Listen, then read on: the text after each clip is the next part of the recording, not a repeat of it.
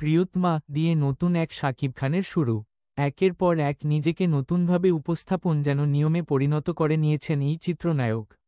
প্রিয়তমা ছবির পর রাজকুমার, দরদ, তুফান ও বরবাদ হয়ে এবার তাণ্ডব এও যেন অন্য এক শাকিব খান ধরা দিতে যাচ্ছেন।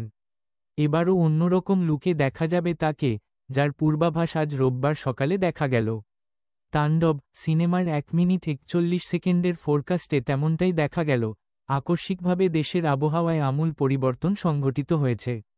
আজ দেশজুড়ে ভয়াবহ দুর্যোগের সমূহ সম্ভাবনা রয়েছে। দেশের সব পুলিশ স্টেশনকে 10 নম্বর মহাবিপদ সংকেত দেখাতে বলা হয়েছে।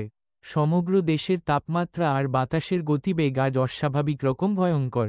সমগ্র দেশবাসীকে তাই আজ যেখানে অবস্থান করছেন সেখানেই অবস্থান করতে অনুরোধ জানানো যাচ্ছে। এভাবে তাণ্ডব সিনেমার ফোরকাস্টের শুরু।